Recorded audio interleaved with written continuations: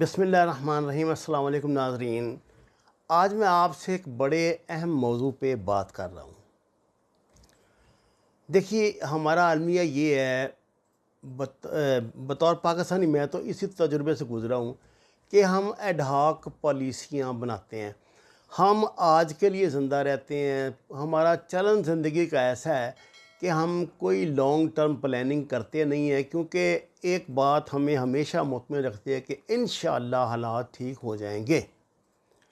इस बात में तो कोई शक नहीं कि इंशाअल्लाह हालात ठीक हो जाएंगे। इंशाअल्लाह अल्लाह बेहतरी कर देगा। दुनिया जो है वो एक पुरअमन दुनिया बन जाएगी। लेकिन ये सब इम्कानात हैं, इसके लिए दुआ की जा सकती है। दुआ तो इंसान जो कैंसर से मर रहा होता है वो उसके लिए भी हम करते हैं। जो जिस मुल्ज़म को पता है कि सुबह जैसे अजान की आवाज़ बुलंद होगी उसे फांसी दे दी जाएगी, वो आखिरी लम्हे तक वो भी दुआ कर रहा होता है अपने बचने की, उसके अजीज़ व अक़ारिब भी कर रहे होते हैं। हम भी जितने लोग दुनिया में दुआ करते हैं, अल्लाह बेनियाज़ है।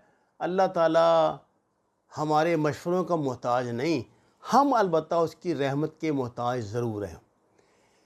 पर इस चक्कर में अगर हम जो बुनियादी मुसलमान का वस्फ़ है कि वो हमेशा अपना मनसूबाबंदी करता है, अपने आप को हालात के लिए तैयार रखता है, ना तैयार रखेंगे तो फिर हम देखिए हम हमारे साथ क्या कि कुछ पेश आ सकता है।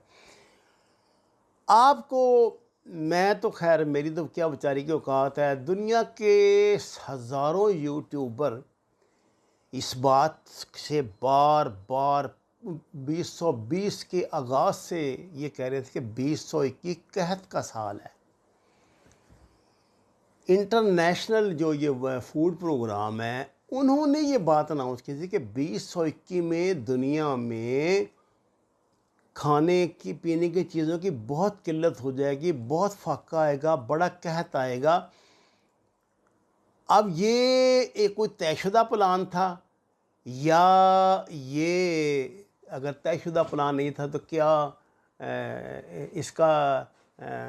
इसके इम्कानात पहले से थे, या ये एक मनसूबाबंदी का हिस्सा है? मेरे ख़्याल से ये उस दज्जाली मनसूबाबंदी का हिस्सा है जिसमें ये बीमारी और भूख दोनों के साथ दुनिया की जो आबादी है उसको अपने उस पर लाना चाहते हैं, जो उनका अपना मुकर्रर करदा मेयार है उस पर। नाज़रीन कराम, कहने को तो ये फजूल बातें होती हैं जो आपसे कहने जा रहा हूँ, लेकिन एक अपने मुल्क के भई खा खैर खा और ख़ुद एक पाकिस्तानी मुसलमान होने की हैसियत से मेरा फ़र्ज़ है कि मैं आपको अपने ख़दशात से आगाह करूँ। एक तो मुझे ऐसा लग रहा है कि अल्हम्दुलिल्लाह बदतरीन हालात में भी पाकिस्तानी मुसलमानों का जो ईमान है वो उन्हें इज़्ज़त रसूल पर कोई कंप्रोमाइज़ नहीं करने देगा, जिसके बाद ये लोग हमारी बहुत तनाबें कसेंगे। यानी ये फैटफ में जो अब हम जा रहे हैं वो कोई नई धमकी वहाँ से मिलेगी। उसके अब दूसरी तरफ हम पे जो बहुत ज़्यादा प्रेशर आ रहा है अमेरिका का कि हमें अड्डा दो, पाकिस्तान अगर नहीं देता तो बहुत ज़्यादा कॉन्सिक्वेंसेस बर्दाश्त करने पड़ेंगे। इधर जो सूरत हाल इस वक्त अफ़गानिस्तान में है वो सारी वबा हम पे होगी। और सबसे ज़्यादा ख़तरनाक बात, मैंने पाकिस्तानी कई माहिरीन से बात की है, उनका ये कहना है कि इस वक्त इंडिया जिस सूरत हाल से दो चार है, यानी वहाँ पे जो कोरोना ने तबाही मचाई हुई है, 1 महीने बाद खुदा न करे हम भी इसी का शिकार होंगे अगर हमने कोई बड़े लॉकडाउन का फ़ैसला न किया। जहाँ तक लॉकडाउन की बात है, आप ये जानते हैं कि हमारी कौम, हमारे यहाँ तो 70% लोग गुर्बत की लकीर से नीचे से ज़िंदगी गुजार रहे हैं। अच्छा, ये मैं जब 70% कहता हूँ ना, तो मुमकिन आप सोचते हो कि ये तो बढ़ा चढ़ा के पेश कर रहा है। नहीं नहीं नहीं, ऐसी कोई बात नहीं।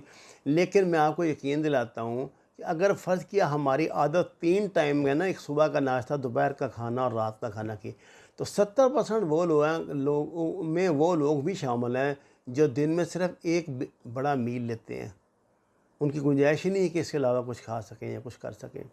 ज़िंदगी के दीगर लवाजमात तक उन्हें रसाई मुमकिन नहीं है। इस तरह की सूरत हाल पाकिस्तान वो दो चार है। अब इतनी गुर्बत जो हमारी है यहाँ पे, उसके बाद जैसे हम अगर लॉकडाउन करते हैं तो इसका नतीजा आप जानते ही हैं। पाकिस्तान की हाई कोर्ट ने लॉकडाउन ये ख़त्म कराया, दुकानें खुलाइयाँ दोबारा। क्यों? देखिए ना, अगर हुकूमत ये समझती है, जो प्लानिंग कर रही है कि अगर हमने लॉकडाउन ना किया तो बड़े तबाहकुन नताइज होंगे, क्योंकि लोग कितनी भी SOPs का हुकूमत कर ले, 20% से ज़्यादा लोग इसको पाकिस्तान में नहीं अडॉप्ट करते, जो मर्ज़ी हो जाए। अव्वल तो मानते नहीं हैं, वो तो कहते हैं बीमारी नहीं तो साजिश है। अगर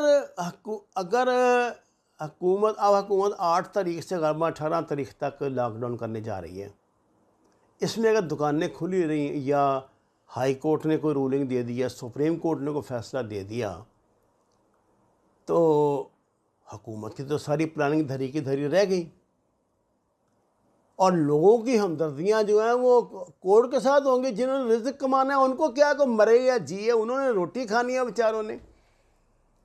देखिए ना, ये पूरे साल की लूट मार हम मुसलमानों ने ईद पे करनी होती है। आप उनका ईद का धंधा बंद कर देंगे तो वो तो आपकी बोटियां खा जाएंगे। उन्हें इस बात का तो नहीं पता ना कि अगर खोलेंगे तो क्या तबाही आएगी या कुछ आएगी।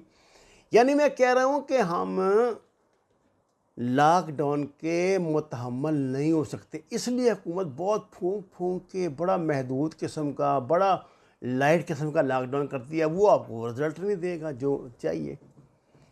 एक बड़ी तबाही मुंह खोले हमें हड़प करने के लिए हमारी तरफ बढ़ रही है। बैनुल-अक़वामी प्रेशर्स आएंगे और इधर से अफ़गानिस्तान से तो बहुत बड़ी दहशत गर्दी जो है ना, वो उसके लिए तैयार हो जाएं, आप ज़हनी तौर पे तैयार हो जाएं। बात ये नहीं कि मैं आपको डराने के लिए बातें नहीं कर रहा, मैं आपको अवेयर कर रहा हूँ कि क्या हम ज़हनी तौर पे इन चीज़ों के लिए तैयार हैं। मेरे ख़्याल से नहीं है। मेरे ख़्याल से हमारा जवाब वही होगा, इंशाअल्लाह अल्लाह खैर कर देगा। अल्लाह खैर करेगा, लेकिन असबाब रखना तो अल्लाह का हुक्म है। असबाब तो आपको करने पड़ेंगे। सब असबाब ये हैं, आप इस बात को जैसे भी लें, आपको अपने घर में कम से कम 15 दिन के राशन का बंदोबस्त रखना पड़ेगा आप अपने बच्चों का पेट भरने के लिए, और ज़िंदगी के तमाम अखराजात बंद करके जो बेसिक नीड है खाने की, सिर्फ उसको पूरी करें। नंबर 1। नंबर 2, पता नहीं आप ऐसे पसंद करते हैं नहीं करते कि ऐसे मजाक समझेंगे, अपने घर की छतों पर या जहाँ भी मुमकिन हो, छोटे अगर घर हैं, कुछ भी है, मुर्गियाँ पालें जो आपके खाने के काम आएंगी, बाद में आपकी ग़िज़ाई ज़रूरत पूरी करेंगी। सब्ज़ियाँ जैसे भी मुमकिन हो, जितनी मुमकिन हो अपने घरों में लगाएं। आज आपको ये बातें मामूली लग रही हैं, मैं आपको ज़्यादा वक्त नहीं दे रहा। मैं कहता हूँ कि ये जुलाई के महीने में, मई जून जुलाई अगस्त के आगाज़ में आपको मेरी इन बातों का एहसास होगा कि मैंने आपसे क्या बात की थी। आपके बच्चों की आपने सारी ज़िंदगी सिर्फ फ़ीसें देनी है, स्कूल नहीं खुलने, जो मर्ज़ी कह ले कोई करेंगे। दरमियान में साल में महीने में 2 दिन खोल दिए, फिर 2 महीने के लिए बंद कर दिया, फिर 15 दिन खोल दिए, क्योंकि ठगी प्रोग्राम तो चलाना है। आखिर उन्होंने भी जी इतनी इतनी बड़ी बिल्डिंगें बनाई हैं, इतना बड़ा स्टाफ रखा हुआ है। देखिए ना, प्लानिंग के बगैर जो काम होते हैं ना, फिर उनका ये रिज़ल्ट निकलता है। और ऑनलाइन तालीम तो कोई कॉन्सेप्ट नहीं। ऑनलाइन तालीम आप लंदन से लें मुफ्त में, अमेरिका से लें मुफ्त में, दुनिया की जितनी बड़ी बड़ी लाइब्रेरियाँ सब ऑनलाइन मौजूद हैं। आपको अपने बच्चों का जो मुस्तकबिल है उसकी प्लानिंग खुद करनी पड़ेगी। स्कूल पे ना छोड़ें, टीचरों पे ना छोड़ें। आपको अपने बच्चों को दूसरी तीसरी जमात से ये रियलाइज़ कराना पड़ेगा कि अगली पूरी ज़िंदगी उन्हें ऑनलाइन गुजारनी है, हर चीज़ ऑनलाइन गुजारनी है। इन्होंने ये 5-6 साल ना ये रखना है हिसाब किताब, इसके बाद को और धमाका करेंगे इस तरह इंसानियत को बर्बाद करने का। आपने अपने बच्चों की तरबियत अब ऐसी नहीं करनी जैसे 2 साल पहले हम करते थे। देखिए ये तलख सच्चाई है। अगर तो आप इनको एहसास करते हैं और आपको अपने बच्चों से प्यार है और आप आने वाली नस्ल को इसके लिए तैयार करना चाहते हैं, तो प्लीज़ उनकी दर्स का आपका घर बनेगा। उनके स्कूल नहीं बनेंगे, स्कूल तो सिर्फ फ़ीस लिया करेंगे। 2 साल पहले की दुनिया कभी वापस नहीं आएगी, ये जान लें। जो आएगा आगे उसकी तैयारी कर लें। और सबसे आखिरी और सबसे पहली और सबसे मुकम्मल बात, हम पिछले 30 साल में बतौर ख़ास रूहानियत से बहुत दूर हो गए। हम इतना मादियत में बुरी तरह फंस गए हैं ना कि जो इलामा इक़बाल का शेर था ना, रूह मोहम्मद इसके बदन से निकाल दो, वो ज़ालिमों ने हमारे बदन से निकाल ही दी है। अब आप ये बात जान लें कि मोहम्मद से वफ़ा तूने तो हम तेरे हैं। ये जहाँ चीज़ है क्या, लौह कलम तेरे हैं। हमारे आका मौला ख़त्मी मर्तबत हज़रत मोहम्मद मुस्तफ़ा अहमद मुज्तबा सल्लल्लाहु अलैहि वसल्लम से अपनी कुर्बत जितनी बढ़ा सकते हैं बढ़ाएं, अपने बच्चों की जितनी बढ़ा सकते हैं बढ़ाएं। रूहानियत अख्तियार करें, मादियत से दूर हटते जाएं, अपने असल की तरफ वापस लौटें, रिटर्न टू एटर्निटी। नमाज और सब्र ये 2 हथियार अल्लाह ने हमें दिए हैं, और अल्लाह सिर्फ उसी की ज़ात है जो तत्माइन्नुल क़ुलूब के मेयार पे पूरा उतारेगी। अला बिज़िक्रिल्लाह इल्ला तत्माइन्नुल क़ुलूब, सिर्फ अल्लाह का ज़िक्र है जो हमें इन दुनियाई जो अज़ाब आ रहे हैं इनसे निजात दिलाएगा। और नबी करीम सल्लल्लाहु अलैहि वसल्लम की कुर्बत, ये 2 मोटी बातें याद रखें।